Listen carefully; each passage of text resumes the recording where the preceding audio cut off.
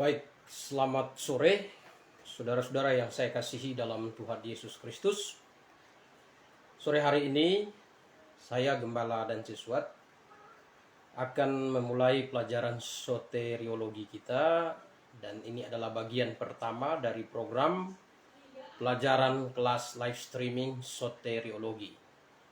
Nah, hari ini adalah kesempatan pertama dan saya beri informasi kepada saudara-saudara. Bagi saudara-saudara yang tertarik dan ingin bertanya, silahkan bertanya di kolom komentar. Nah, saya selama pembahasan disampaikan, kalau ada hal yang ingin ditanyakan, silahkan ditanyakan. Nanti kita akan ambil waktu untuk menjawab pertanyaan sesudah materi disampaikan.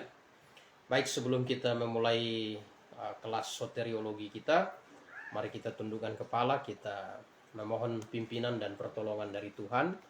Mari kita berdoa. Bapa di sorga, kami mengucap syukur kepada-Mu Tuhan, kasih kemurahan yang kami nikmati di dalam hidup kami, atas kebesaran dan kebaikan-Mu dalam hidup kami.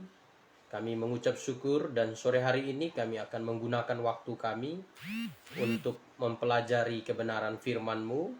Kami belajar tentang soteriologi. Kami mohon hikmat yang daripada-Mu, hamba yang menyampaikan, juga saudara-saudara yang mengikuti program live streaming ini. Tuhan, Engkau berikan pencerahan dan menolong agar di dalam pembelajaran ini, baik hamba yang menyampaikan maupun yang mendengarkan, biarlah kami saling berbagi, menguatkan di dalam iman dan kebenaran firman-Mu Tuhan. Ini doa harapan kami, di dalam nama Tuhan Yesus, Juru Selamat kami yang hidup. Kami berdoa, kami mengucap syukur kepada-Mu Tuhan. Amin. Saudara-saudara yang saya kasihi dalam Tuhan, belajar soteriologi. Apa itu soteriologi? Itu nomor satu dulu. Ya, soteriologi dari dua kata bahasa Yunani, soter dan logi dari logos. Jadi soteriologi, soter itu penyelamat, ya, soteria yaitu keselamatan.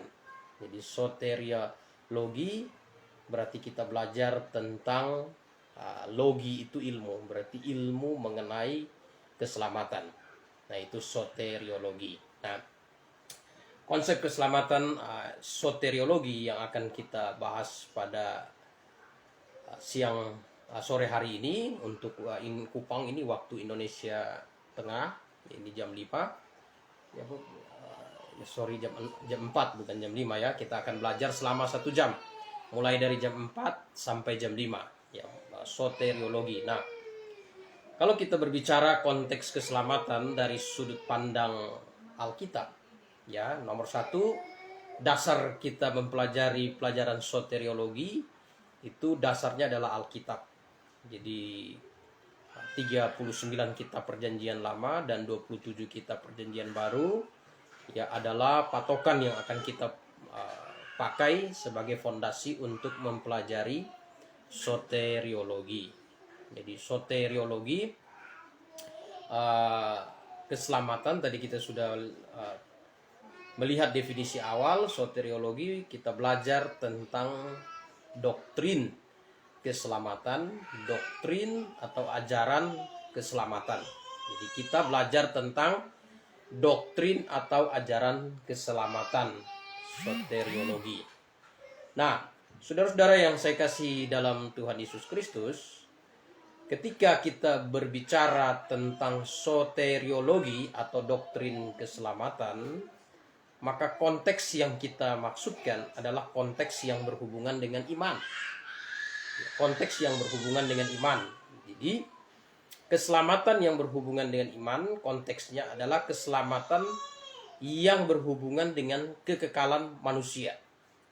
Jadi konteksnya berhubungan dengan iman.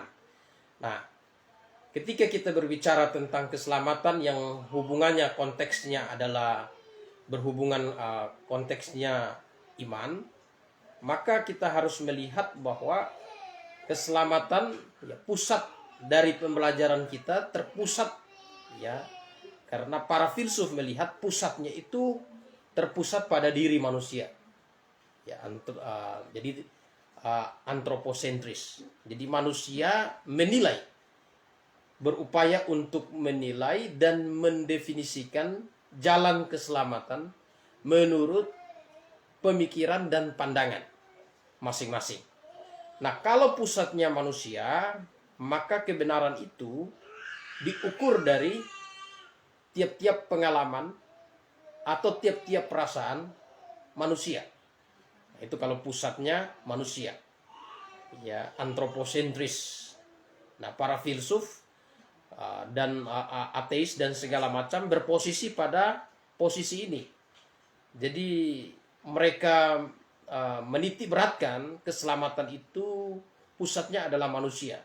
Jadi sumber keselamatan, selamat dan tidak selamatnya seseorang itu tergantung kepada bagaimana orang tersebut mendefinisikan keselamatan di dalam pemikirannya dan di dalam pengalaman yang ia lalui. Ya, nah, tapi bagaimana dengan apa yang diyakini oleh kekristenan? Nah, kekristenan kalau kita lihat ternyata keselamatan ya, pusatnya bukan pada manusia, tetapi pusatnya itu pada ya terpusat pada Allah. Artinya kalau kita lihat di dalam Yohanes 3 ayat 16 dikatakan, karena begitu besar kasih Allah akan dunia ini, sehingga ia mengaruniakan anaknya yang tunggal, supaya setiap orang yang percaya kepadanya tidak binasa, melainkan beroleh hidup yang kekal. Jadi kalau kita lihat, ya pusat keselamatan di dalam menurut Alkitab itu dari atas turun ke bawah. Jadi anugerah dicurahkan dari atas ke bawah. Sedang itu ya, itu teosentris. Pusatnya adalah Allah.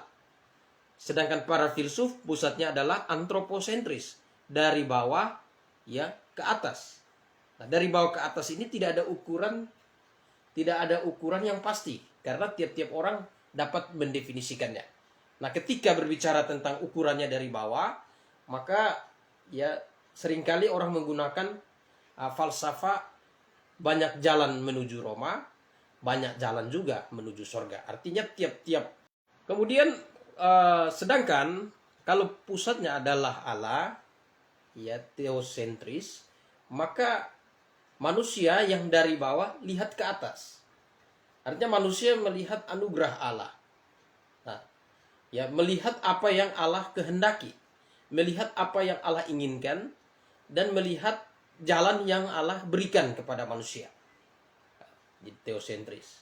Ya, jadi kalau kita lihat apa ya Sebaliknya Alkitab memberi dukungan ya kepada ya para teolog.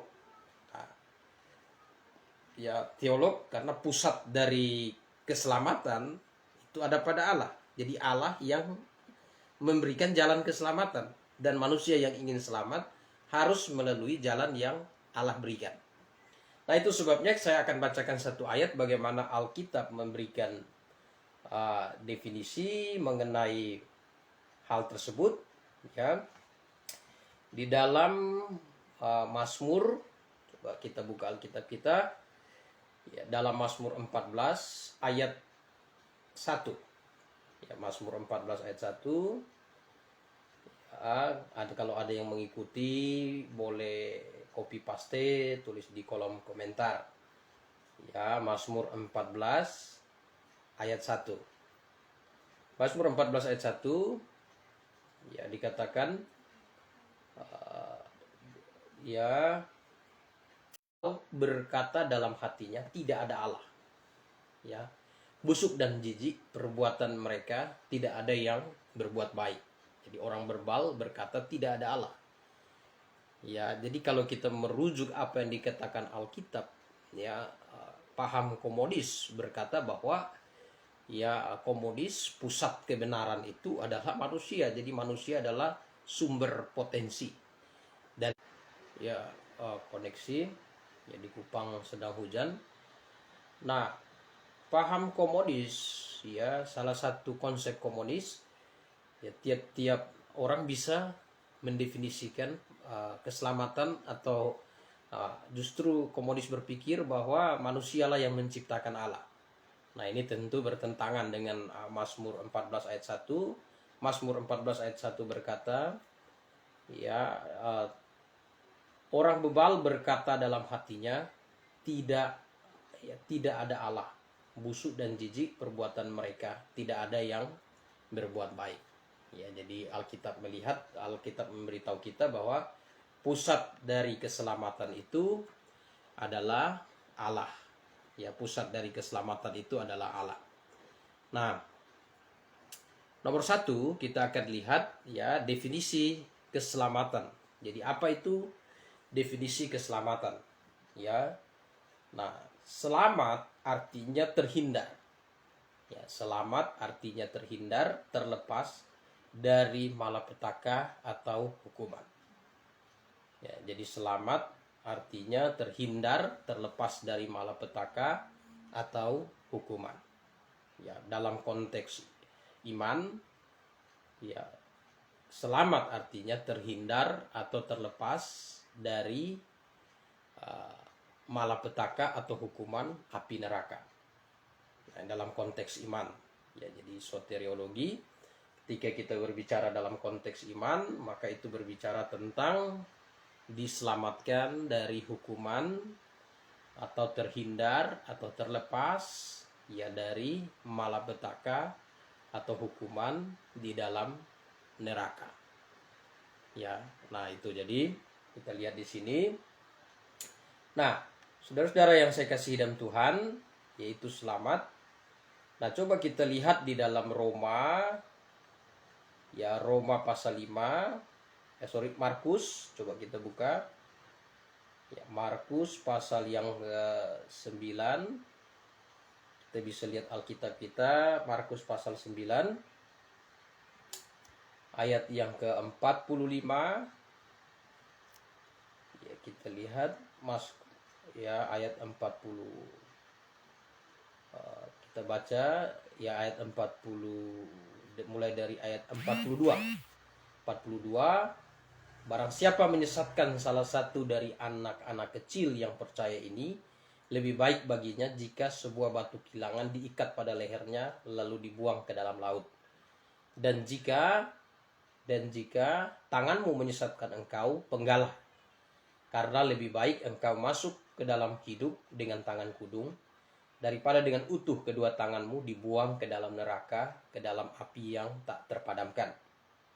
Ya, di tempat itu ulat tidak akan mati dan api tidak akan padam. Dan jika kakimu menyesatkan engkau, penggalah, karena lebih baik engkau masuk ke dalam hidup dengan timpang daripada dengan utuh kedua kakimu dicampakkan ke dalam neraka. Ya, di tempat itu ulat tidak akan mati dan apinya tidak akan padam. Ya. Dan jika matamu menyesatkan engkau, cungkilah, karena lebih baik engkau masuk ke dalam kerajaan Allah dengan bermata satu daripada dengan bermata dua dicampakkan ke dalam neraka. Ya, di mana ulat-ulat bangkai tidak mati, api tidak padam, karena setiap orang ya digarami dengan api. Nah, ini neraka. Ya, jadi ketika kita berbicara tentang keselamatan dalam konteks iman, maka berhubungan dengan ya terhindar atau terlepas dari malapetaka atau hukuman di dalam neraka. Ya, di dalam neraka. Nah, Alkitab berkata neraka ada. Ya, neraka ada, dan orang yang ingin terhindar, terlepas dari neraka, orang tersebut harus memiliki keselamatan. Ya, keselamatan. Nah, apa yang dikatakan Alkitab mengenai keselamatan? Ya, apa yang dikatakan Alkitab mengenai keselamatan? Bagaimana manusia dapat diselamatkan? Ya, bagaimana manusia dapat diselamatkan? Apa yang dikatakan Alkitab mengenai keselamatan? Ya, nah Alkitab berkata keselamatan, kita lihat Alkitab ya di dalam Yohanes 14 ayat 6, dan kebenaran dan hidup, tidak ada seorang pun yang datang kepada Bapa kalau tidak melalui aku. Ya, jadi Alkitab katakan Yesus sendiri, akulah jalan dan kebenaran dan hidup, tidak ada seorang pun yang datang kepada Bapa kalau tidak melalui aku. Jadi Bapa di sorga. Jadi Alkitab berkata keselamatan hanya ada di dalam Yesus Kristus. Ya, jadi orang yang mau diselamatkan, dia harus ada di dalam Yesus Kristus. Ya, Kisah Para Rasul pasal yang ke 4. Coba kita lihat Kisah Rasul pasal 4 ayat yang ke-12 dikatakan, dan keselamatan tidak ada di dalam siapapun juga selain di dalam Dia, sebab di bawah kolong langit ini tidak ada nama lain yang diberikan kepada manusia yang olehnya kita diselamatkan. Jadi Alkitab berkata bahwa keselamatan hanya ada di dalam Yesus Kristus. Ya, Alkitab berkata. Nah, kalau kita lihat kembali ke Mazmur 14 ayat 1, orang bodoh berkata dalam hatinya tidak ada Allah. Ya, orang bodoh berkata dalam hatinya tidak ada Allah. Dan orang bodoh kalau kita lihat dalam ukuran Alkitab adalah orang yang berupaya mendefinisikan Allah dengan pemikirannya. Dengan pikiran, dengan pengalaman, dan dengan perasaan. Jadi mengukur keberadaan Allah dari apa yang dia pikirkan, dari apa yang dia rasakan, dari apa yang dia alami. Ya, jadi kalau dia merasa ini diberkati, kalau dia merasa dijawab doanya, itulah Allah ada, Allah bersama dengan dia. Nah, ini salah. Sedangkan Alkitab berkata bahwa pusat dari keselamatan itu ada ya di dalam Yesus, dan Allah yang menganugerahkan. Berarti pusatnya itu ada pada Allah. Jadi kita tidak perlu memikirkan, kita tidak perlu mendefinisikan, dan kita tidak perlu mendefinisikan lewat perasaan, pengalaman, dan pikiran kita tentang keberadaan Allah. Kita tidak perlu, hanya yang diperlukan dari kita ialah kita perlu memahami, perlu memahami apa yang sudah Allah nyatakan tentang dirinya. Yaitu. Jadi kita hanya perlu memahami apa yang sudah Allah nyatakan tentang dirinya lewat wahyunya. Nah, yaitu wahyunya di dalam Ya tentu di dalam Alkitab. Jadi Allah menyatakan dirinya kepada manusia, memperkenalkan dirinya kepada manusia, dan Allah memperkenalkan diri kepada manusia melalui Alkitab. Dan lewat Alkitab manusia mengenal Allah. Jadi ini perbedaan yang harus dipahami, bahwa kalau dia teosentris berarti dia berupaya untuk menghadirkan Allah lewat kesimpulan pikirannya, lewat perasaan, dan lewat pengalamannya. Jadi kalau demikian, tiap-tiap orang mendefinisikan Allah ya pencipta menurut apa yang dia simpulkan. Nah, ini tidak benar. Ya, ini tidak benar, karena ketika orang berpikir punya kesimpulan yang seperti ini, maka itulah yang dipikirkan oleh komunis. Komunis berkata bahwa yang menciptakan Allah adalah manusia. Jadi ketika manusia berpikir ada Allah, manusia ciptakan Allah. Dan ketika manusia berpikir tidak ada Allah, berarti Allah pun tidak ada. Ya. Nah, sedangkan di dalam kekristenan kita melihat bahwa ya Allah, ya manusia hanya perlu memahami Allah melalui penyingkapan yang dia berikan ya lewat wahyunya, yaitu lewat Alkitab. Ya, lewat Alkitab. Ya, lewat Alkitab Allah menyatakan dirinya. Jadi yang diperlukan dari manusia ialah manusia perlu memahami Allah dari penyataan di dalam wahyunya di dalam Alkitab. Ya, nah, ketika manusia salah memahami tentang Allah, maka ya, hasil akhirnya kita lihat ada dua ayat yang menarik di dalam Alkitab. Kita perhatikan dua ayat yang menarik di dalam Alkitab. Ya, kita bisa lihat dalam Roma pasal 10. Ya, Roma pasal 10 ayat 1 sampai 3 dikatakan, "Saudara-saudara, keinginan hatiku dan doaku kepada Tuhan ialah supaya mereka diselamatkan. Ya, sebab aku dapat memberi kesaksian tentang mereka bahwa mereka sungguh-sungguh giat untuk Allah, tetapi tanpa pengertian yang benar. Sebab oleh karena mereka tidak mengenal kebenaran Allah, dan oleh karena mereka berusaha untuk mendirikan kebenaran mereka sendiri, maka mereka tidak takluk kepada kebenaran Allah." Ya, tidak takluk kepada kebenaran Allah. Garis bawahi frasa di dalam Roma 10 ayat 3 itu. Yang karena mereka berusaha untuk mendirikan kebenaran mereka sendiri. Jadi memusatkan kebenaran pada dirinya, antroposentris. Jadi memusatkan, berupaya untuk mendefinisikan dan berupaya untuk merumuskan kembali pemahaman tentang Allah berdasarkan kesimpulan pikirannya, berdasarkan perasaan dan pengalamannya. Nah, yang begini ya Alkitab katakan bahwa orang begini menghadirkan ya kebenaran sendiri. Nah, itu sebabnya. Nah, yang kedua tadi kita sudah melihat bahwa yang diperlukan dari manusia bukan berupaya untuk memikirkan dan menyimpulkan tentang Allah. Ya, bukan ya melalui pikiran dan perasaan, tetapi yang diperlukan manusia ya lewat pikiran dan perasaan yaitu memahami tentang Allah. Ya, memahami tentang Allah lewat wahyu atau lewat penyingkapan yang disingkapkan, yaitu lewat Alkitab. Jadi Alkitab sudah menyatakan keberadaan Allah, dan manusia manusia harus memahami keberadaan tentang Allah di dalam Alkitab. Jadi bukan menyimpulkan, tapi manusia berupaya untuk memahami. Nah, ketika manusia berupaya untuk memahami, persoalan yang terjadi di dalam diri manusia ialah ya ada juga yang salah memahami tentang Allah. Ya, salah memahami tentang Allah. Nah, ketika orang salah memahami tentang Allah, ya tentu akan salah memahami tentang keselamatan. Ya, salah memahami tentang Allah, ya, salah memahami keselamatan, dan tentu binasa. Nah, Hosea 4 ayat yang ke-6 situ dikatakan, "Umatku binasa karena tidak mengenal Allah.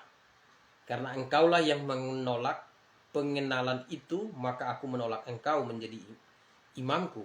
Dan karena engkau melupakan pengajaran Allahmu, maka aku juga melupakan anak-anakmu. Umatku binasa karena tidak mengenal Allah. Ya, apa dasarnya tidak mengenal Allah? Dasarnya tidak mengenal Allah ialah melupakan pengajaran Allah. Nah, pengajaran atau doktrin ya tentang Allah, nah, itu dinyatakan di dalam Alkitab. Ya, dinyatakan di dalam Alkitab. Nah, ketika kita ingin mengenal Allah, berarti kita ya harus memahami keberadaan Allah yang ada di dalam Alkitab. Nah, itu penyingkapannya. Ya, jadi ini saya mau kita paham dulu ya apa perbedaan teosentris dan antroposentris di dalam pemahaman keselamatan. Jadi kalau antroposentris, pusat keselamatan ada dalam diri manusia. Kalau pusat keselamatan ada dalam diri manusia, tiap-tiap manusia dapat mendefinisikan jalan keselamatan menurut kesimpulannya. Maka benarlah filosofi ya banyak jalan menuju Roma, banyak jalan menuju sorga.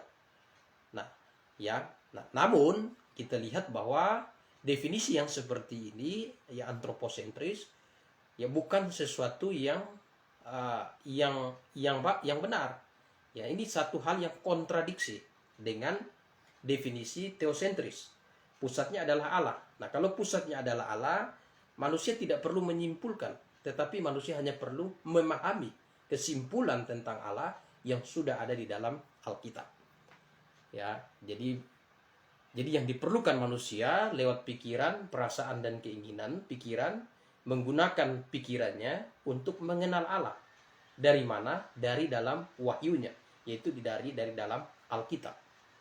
Nah, ya dari dalam Alkitab. Nah, lalu kita lanjut dengan hubungan dalam keselamatan. Nah, ya Allah menyatakan dirinya ya kepada manusia ya lewat wahyunya, yaitu lewat Alkitab. Jadi manusia sekarang yang harus dilakukan manusia ialah manusia harus memahami tentang Allah.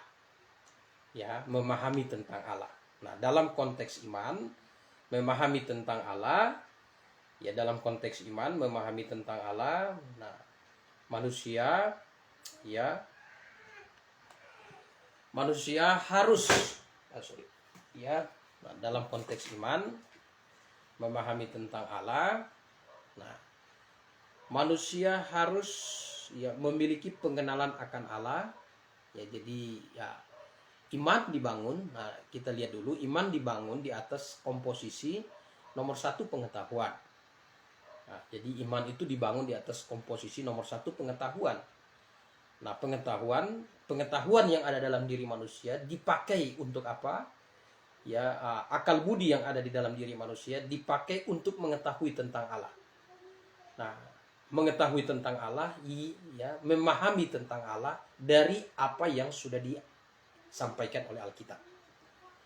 Nah, ya apa yang sudah disampaikan Alkitab. Jadi ketika manusia menggunakan akal budi berupaya untuk memahami pemahaman tentang Allah, pemahaman tentang keselamatan dari dalam Alkitab, maka keselamatan yang diwahyukan Allah itu tidak berubah dari zaman ke zaman. Ya, karena ada satu standar atau satu objek yang dipakai sebagai ukuran kebenaran. Nah, ini yang disebut dengan kebenaran objektif. Ya, sedangkan manusia yang hanya memakai akal budinya dan menggunakan kemampuan intuisinya untuk menyimpulkan tentang Allah, ya manusia yang demikian ya adalah manusia yang pada akhirnya memusatkan kebenaran pada dirinya, yaitu kebenaran subjektif dan tentu relatif, karena tentu tiap-tiap orang punya definisi yang berbeda. Nah, itu sebabnya Tuhan, ini pengetahuan, jadi iman ini dibangun pengetahuan. Itu sebabnya orang beriman, orang percaya, juga orang Kristen ya punya iman, para ateis dan filsuf punya iman. Hanya pusat iman para filsuf dan ateis itu dirinya sendiri. Sedangkan pusat iman ya dari orang beriman, pusatnya itu adalah Allah. Ya, pusatnya adalah Allah, dan Allah menyatakan diri lewat wahyunya itu Alkitab. Jadi mau memahami tentang Allah, ya manusia gunakan pengetahuannya, ya mempelajari tentang Allah yang ada di dalam Alkitab. Nah ini jadi iman ini ya, struktur iman. Jadi iman dibangun di atas pengetahuan, komposisi, ya pengetahuan, kemudian perasaan dan kehendak. Ya, nah ketika iman itu tidak dibangun di atas pengetahuan, ya, nah Alkitab berkata, ya ketika pengetahuan itu tidak disertai dengan tindakan, Alkitab berkata iman tanpa perbuatan hakikatnya mati. Nah, ini, ya hakikatnya mati. Nah kemudian kita lihat lagi ketika tindakan tidak disertai dengan pengetahuan. Nah Roma katakan tadi giat untuk Tuhan tanpa pengertian yang benar. Jadi pengetahuan yang dimiliki manusia untuk manusia yang betul-betul ingin memahami Allah, dia harus menggunakan pengetahuannya, kemampuan berpikirnya, ya memahami Allah dari Alkitab. Nah, itu. Jadi kalau dari Alkitab, maka pengenalan akan Allah tidak berubah dari masa ke masa. Nah, kalau pusatnya manusia, pengenalan akan Allah dari masa ke masa itu berubah. Nah, itu ya, itu perbedaannya. Jadi komposisi iman, pengetahuan, perasaan dan kehendak. Nah, ya, jadi ketika kita ingin memahami tentang soteriologi, memahami tentang keselamatan dalam konteks iman, maka kita menggunakan pengetahuan, ya menggunakan pengenalan, perasaan dan kehendak kita mengenal Allah yang dinyatakan di dalam Alkitab. Ya, itu namanya kebenaran yang objektif. Ya. Dan pengenalan akan Allah di dalam Alkitab, Allah menyatakan kepada manusia bahwa jalan keselamatan itu bukan dari manusia kepada Allah, tetapi dari Allah kepada manusia. Karena dari Allah kepada manusia, maka itu anugerah. Sedangkan dari manusia kepada Allah, itu usaha. Nah, ya, itu usaha. Makanya kita lihat Alkitab berkata, keselamatan itu anugerah. Karena dari Allah kepada manusia. Dari atas ke bawah. Ya, sedangkan kalau dari bawah ke atas, itu usaha. Berusaha. Nah, ya, berusaha. Nah, yang berusaha tidak akan sampai kata Alkitab. Karena keselamatan yang Allah nyatakan kepada manusia itu anugerah. Ya. Nah, coba kita lihat dasar firman Tuhan dalam Efesus pasal 2 ayat 8 dan 9. Ya, Efesus pasal 2, ya kalau ada yang mau bertanya silakan. Waktu kita tinggal 20 menit lagi. Waktu kita tinggal 20 menit, silakan yang mau bertanya, tanya di kolom komentar. Ya, Efesus 2 ayat 8 dan 9. Sebab karena kasih karunia kamu diselamatkan oleh iman, itu bukan hasil usahamu, tetapi pemberian Allah. Ya, jadi pemberian Allah. Nah, kita lihat teosentris, bukan antroposentris. Kalau antroposentris, ya itu usaha dari bawah ke atas. Sedangkan kalau teosentris, dari atas ke bawah. Kalau dari atas ke bawah itu anugerah. Sedangkan kalau dari bawah ke atas itu usaha. Ya, itu usaha. Alkitab berkata yang usaha, ya segala usaha yang dilakukan manusia untuk datang kepada Allah, tanpa anugerah Allah manusia tidak akan sampai kepada Allah. Ya, tanpa anugerah dari Allah. Nah, ya, jadi dikatakan situ. Tentu Paulus menulis ini, firman Tuhan yang ditulis ini ditulis untuk orang-orang percaya, dan waktu itu orang-orang percaya belum memahami konsep tentang doktrin Calvinis dan Arminian, ya belum kenal. Nah, kalau kita lihat yang Alkitab katakan di sini, nah ini berbicara tentang kedaulatan Allah. Jadi dari atas ke bawah itu anugerah. Ya, dari atas ke bawah, dan sebab karena kasih karunia diselamatkan oleh iman. Jadi ada anugerah dari atas ke bawah, yang dari bawahnya menerima anugerah itu melalui iman. Ya, melalui iman. Nah, inilah hubungan antara doktrin, ya, kedaulatan Allah dan tanggung jawab manusia. Ya. Sovereignty of God and responsibility of man. Jadi ini, ya. Jadi Allah berdaulat, manusia bertanggung jawab. Nah, bagaimana kita bisa memahami ini? Ya, gambaran ini paradoks. Apa yang dimaksud paradoks? Karena sepertinya sebuah hukum yang bertentangan, tetapi sebenarnya itu adalah satu kesatuan yang tak dapat dipisahkan. Itu paradoks. Ya, nah, diumpamakan seperti koin dengan dua sisi. Ya, koin dengan dua sisi. Ya, ketika koin, ya, kita lihat dari sisi sebelah, kita hanya fokus pada sisi sebelah, maka kita tidak lihat sisi yang di belakang ini.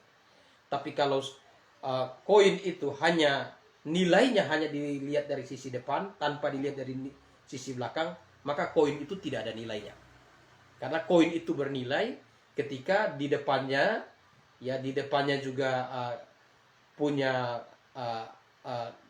dilihat dari depan dan dari belakang, itu punya nilai. Kalau hanya lihat dari depan, misal kita punya satu koin ya 1.000 rupiah, lalu hanya ada gambar di depan, belakangnya tidak ada, lalu kita pergi belanja, tidak ada nilainya.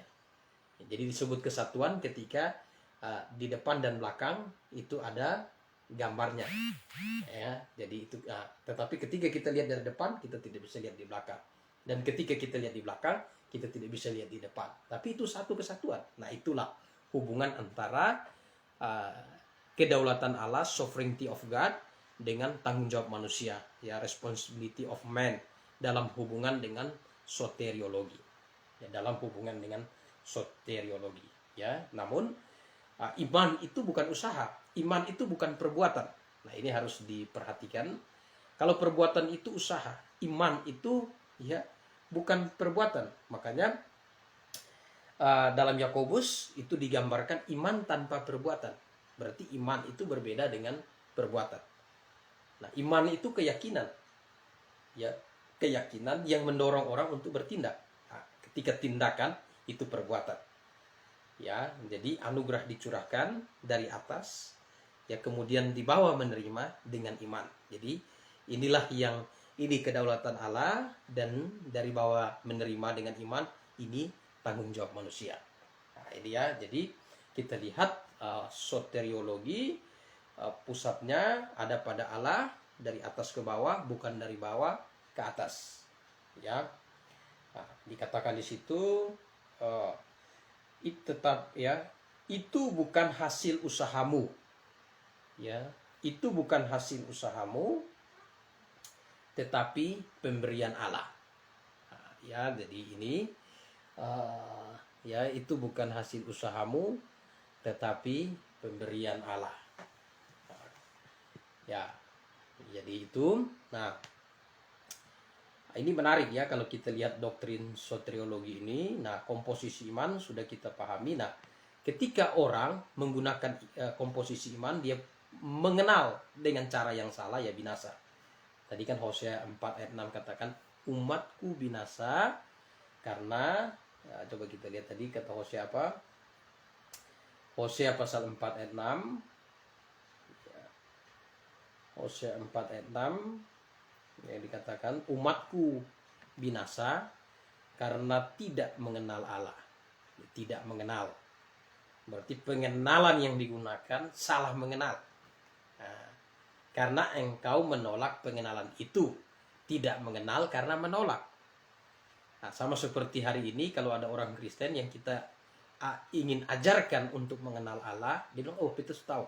Lalu kita tanya, saya sudah tahu. Kita tanya, tahunya bagaimana? Ya, saya tahu, saya rasakan, ya, saya alami, ya, saya rasakan, saya alami, dan pusatnya saya. Nah, ini bahaya. Ketika orang pusatnya pada dirinya, nah, ini bahaya. Karena keselamatan itu pusatnya pada firman Tuhan. Tapi ketika orang berkata, oh, saya tahu, karena firman berkata begini, dan karena firman berkata demikian, maka saya hidupnya seperti ini, seperti apa yang dikatakan firman. Pusatnya pada firman. Nah, ini perbedaan. Jadi dari sini saja kita sudah bisa menilai apakah orang ini mengenal pengenalan akan Allah dengan pengenalan yang benar, ataukah orang mengenal pengenalan akan Allah dengan pengenalan yang salah. Kalau orang mengenal pengenalan akan Allah dengan pengenalan yang benar, ya pusatnya pada firman. Ya, tapi kalau dia mengenal pengenalan akan Allah dengan pengenalan yang salah, maka pusatnya adalah dirinya. Kalau dia salah, pusatnya dirinya. Kita tanya, bagaimana, sudah kenal Allah, sudah diselamatkan? Ya, saya rasa saya sudah diselamatkan. Ya, saya rasa saya sudah diselamatkan. Saya seperti mengalami keselamatan. Nah, ya. Lalu kita tanya, bagaimana mengalami? Ya, perasaannya seperti saya menangis, saya ini macam-macam. Berarti ini memiliki pengenalan akan Allah yang salah, memiliki pengenalan akan keselamatan yang salah. Maka Alkitab bilang dampaknya binasa. Ya, dampaknya binasa. Nah, itu ya. Nah, sedangkan yang betul-betul memiliki pengenalan yang benar, ya dia punya satu konteks yang jelas. Saya bagaimana? Ditanya, sudah mengenal Allah? Sudah. Bagaimana mengenal Allah? Ya, Alkitab berkata, ya, Alkitab berkata, misalnya sampai hari ini, doktrin tentang Tritunggal, banyak orang mendefinisikan, ada kelompok Sabellianisme, ada Unitarian, dan berbagai macam kelompok yang muncul, ya berupaya untuk definisikan dan tidak berupaya untuk memahami Allah dari apa yang Alkitab nyatakan. Nah, dari Alkitab nyatakan jelas, kita sudah lihat Tritunggal kan, ya, kita lihat Alkitab dari Kejadian sampai Wahyu, kita lihat di situ ya ada satu pribadi yang disebut Allah, yang juga disebut Bapa. Nah, kita lihat dari kitab Kejadian sampai Wahyu, ada satu pribadi yang disebut Anak, Firman, yang juga disebut Allah. Ya, dan kita baca dari kitab Kejadian sampai Wahyu, kita dapatkan ada satu pribadi yang disebut Roh Kudus dan juga disebut Allah. Jadi 3 pribadi. Lalu kita baca di dalam Alkitab Yohanes pasal 4 ayat yang ke-24, ia katakan Allah itu roh. Ya, Allah itu roh, dan 1 Timotius katakan Allah yang roh itu adalah Allah yang esa. Nah, jadi 3 pribadi dalam satu kesatuan. Nah, dalam 1 Yohanes 5 ayat 7 dan 8, ya ketiganya di dalam satu. Ketiga pribadi di dalam satu. Ya, Bapa, Putra, dan Roh Kudus, 3-nya dalam satu. Nah, itu Allah yang esa. Nah, ini ya memahami, bukan kita berupaya untuk definisikan sendiri. Nah, itu contoh. Itu salah satu contoh. Nah, ketika kita bicara tentang keselamatan juga demikian. Ketika orang yang mengerti betul-betul, kita tanya, sudah selamat? Sudah. Mengapa yakin selamat? Nah, karena ya Alkitab berbicara Yesus telah mati di atas kayu salib untuk menyelesaikan dosa. Barang siapa percaya kepada Yesus, dosanya diampuni. Dan saya sudah percaya kepada Yesus. Nah, ini misal contoh-contoh ya, contoh-contoh mengenai orang-orang yang mengerti, ya, yang mengenal dan yang tidak mengenal. Ya, jadi dalam konteks hubungan dengan soteriologi. Nah, tadi kita baca ya, ketika bicara soteriologi tentu kita bicara tentang konteks iman, dan ketika bicara tentang iman berarti bicara tentang terlepas atau terhindar dari api neraka. Ya, nah ini lalu kita lihat ya, siapa yang perlu diselamatkan? Jika orang tanya, siapa yang perlu diselamatkan? Nah, karena ada yang bilang, oh yang diselamatkan hanya yang sudah ditentukan sebelum dunia dijadikan. Ditentukan, dipilih sebelum dunia dijadikan. Nah, ya. Nah, kita lihat apa yang Alkitab katakan. Siapa yang perlu diselamatkan? Coba kita lihat dalam 1 Timotius ya, pasal 1 ayat 15. 1 Timotius pasal 1 ayat 15. Ya, dikatakan 1 Timotius 1 ayat 15. Perkataan ini benar dan patut diterima sepenuhnya. Kristus Yesus datang ke dunia untuk menyelamatkan orang berdosa. Ya, jadi garis bawahi, menyelamatkan orang berdosa. Jadi Kristus Yesus datang ke dunia untuk menyelamatkan orang berdosa. Ya, di sini tidak dikatakan Kristus Yesus datang ke dunia untuk menyelamatkan orang yang dipredestinasikan. Di sini tidak dikatakan Kristus Yesus datang ke dunia. Kalau saya tanya saudara, pasti ada ya, rata-rata ya pada umumnya pasti bilang saya orang berdosa. Saudara tanya saya, saudara orang berdosa? Ya, saudara orang berdosa? Nah, ya. Nah, untuk memahami siapakah orang berdosa, ya coba kita lihat Roma pasal 3 ya ayat 23.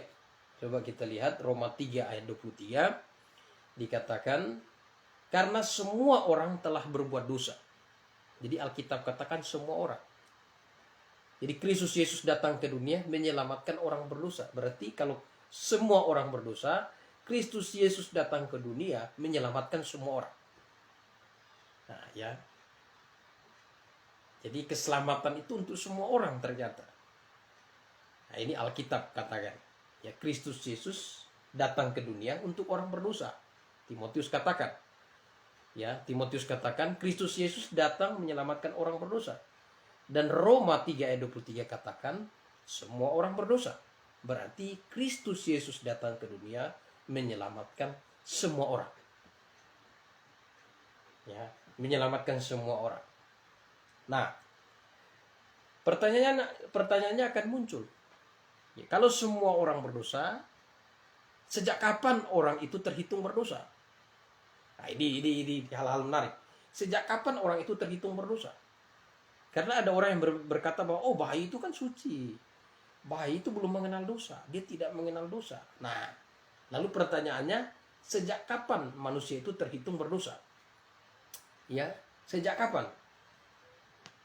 Nah, coba kita lihat Mazmur ya 51.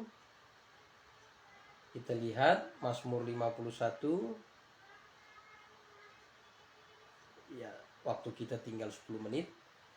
Bagi yang ingin bertanya silakan. Mazmur 51 ayat 7. Sesungguhnya dalam kesalahan aku diperanakan, dalam dosa aku dikandung ibuku.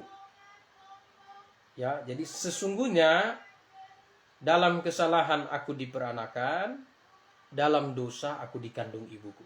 Jadi dari sejak kapan manusia itu terhitung berdosa? Ternyata bukan hanya bayi, tapi sejak dalam kandungan manusia itu sudah terhitung berdosa.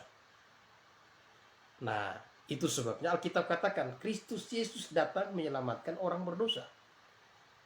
Siapakah orang berdosa? Roma katakan semua berdosa. Berarti termasuk bayi. Jadi Kristus Yesus datang ke dunia ya bukan hanya menyelamatkan orang yang berbuat dosa, tetapi yang berposisi berdosa juga. Yang berposisi berdosa itu seperti siapa? Ya seperti bayi. Kristus Yesus datang menyelamatkan ya orang berdosa. Dan Alkitab katakan semua orang berdosa. Dan orang berdosa itu terhitung berdosa sejak dalam kandungan. Berarti Kristus Yesus menyelamatkan ya semua orang termasuk bayi yang ada di dalam kandungan. Dalam kandungan. Nah, ini juga menjawab pertanyaan bagaimana dengan bayi yang mati? Apakah dia ke sorga atau ke neraka? Ya. Dalam kandungan berarti yang diaborsi, yang keguguran. Ya, karena dalam dunia psikologi itu sejak terjadi pembuahan usia 8 hari itu ya janin itu sudah memiliki jiwa, ya sudah memiliki kehidupan. Nah, itu sudah memiliki jiwa. Jadi sejak usia 8 hari sudah hidup. Nah, jadi ini juga menjawab bagaimana dengan orang yang keguguran, bagaimana dengan bayi yang keguguran, bagaimana dengan bayi yang lahir dan mati? Di sorga atau di neraka? Nah, kalau konteks yang kita lihat di dalam pelajaran soteriologi kita, maka kita jelas bahwa Kristus Yesus datang menyelamatkan orang berdosa. Bayi termasuk di dalamnya. Berarti bayi juga diselamatkan oleh Yesus. Nah, ya, bayi juga diselamatkan oleh Yesus. Nah, berarti benarlah apa yang dikatakan di Tuhan Yesus di dalam Yohanes 14 ayat 6, akulah jalan kebenaran dan hidup, tidak seorang pun datang kepada Bapa kalau tidak melalui aku. Artinya semua orang termasuk bayi bisa masuk surga itu karena Yesus Kristus. Nah, ini doktrin soteriologi yang harus kita pahami. Ya, nah, ya, bagaimana kita bisa memahami loh kok bayi tidak percaya dia bisa masuk surga? Sedangkan Alkitab berkata bahwa hanya yang percaya dan beriman yang masuk surga. Ya, sedangkan bayi kan belum bisa percaya. Lalu bagaimana bayi yang belum bisa percaya ini masuk surga? Ya. Nah, untuk itu kita perlu memahami tentang kedatangan Kristus. Pertama yang kita tarik di situ ialah Kristus datang menyelamatkan orang berdosa. Jadi menyelamatkan orang berdosa. Siapa yang disebut dengan orang berdosa? Semua orang berdosa. Sejak kapan orang itu terhitung berdosa? Ya, sejak dalam kandungan. Kalau ditarik lagi, ya dari dalam kandungan ini kenapa bisa berdosa? Karena Adam. Adam berdosa, semua berdosa. Nah, Roma pasal 5, coba lihat. Ya, Roma pasal 5. Kita bisa lihat Roma pasal 5 ayat yang ke 12. Sebab itu sama seperti dosa telah masuk ke dalam dunia oleh satu orang, dan oleh dosa itu juga maut, demikian maut telah menjalar kepada semua orang, karena semua orang telah berdosa. Jadi semua orang telah berdosa. Karena Adam semua berdosa. Dan semua yang datang dari Adam punya posisi berdosa. Dari kapan posisinya? Secara posisi berdosa. Dari kapan? Dari dalam kandungan. Ya, dari dalam kandungan. Itulah sebabnya Alkitab katakan Yesus datang menyelamatkan orang berdosa. Berarti menyelamatkan semua yang berdosa. Lalu muncul pertanyaannya, kok tidak semua orang masuk surga? Ya, kok tidak semua orang masuk surga? Ya, nah, pertama saya jelaskan dulu mengenai posisi bayi. Ya, bayi yang mati, ya yang mati di dalam rahim, yang diaborsi dan mati, lalu yang keguguran, lalu yang lahir ke dunia dan mati, kemudian bayi, ya anak yang belum akil balik mati, ya itu kemana? Ya jelas, ya Alkitab katakan di dalam Roma pasal 5, ya Roma pasal 5 ayat 19 dan 20. Roma pasal 5 ayat 19 dan 20. Jadi sama seperti oleh ketidaktaatan satu orang, semua orang telah menjadi orang berdosa. Ya, secara posisi. Demikian pula oleh ketaatan satu orang, semua orang menjadi orang benar. Jadi bayi itu terhitung berdosa bukan karena bayi itu berbuat dosa, ya. Tetapi bayi yang di dalam rahim, janin yang di dalam rahim, kemudian bayi yang lahir, ya dihitung berdosa bukan karena perbuatannya, tetapi dihitung berdosa karena posisi keberdosaan. Ya, posisi keberdosaan karena Adam. Nah, demikian pula oleh ketaatan satu orang, semua orang menjadi orang benar. Jadi posisi keberdosaan bayi karena Adam telah diselesaikan, ditebus, ya oleh Yesus Kristus. Nah, jadi posisi karena Adam telah diselesaikan oleh Yesus Kristus. Jadi sama seperti oleh ketidaktaatan satu orang, semua orang telah menjadi orang berdosa. Roma 5 ayat 19. Demikian pula oleh ketaatan satu orang, semua orang menjadi orang benar. Ya, semua orang menjadi orang benar. Semua orang. Ya, Adam berdosa, semua berdosa. Ya, Kristus ya disalibkan, menyelamatkan semua orang, semua jadi benar. Dalam posisi. Sedangkan ketika orang itu akil balik berbuat dosa, nah dosa ini kalau tidak diselesaikan mati neraka. Ya, dalam posisi sudah beres. Ya, jadi dalam posisi sudah beres, jadi siapapun yang mati dalam posisi, bukan karena berbuat dosa.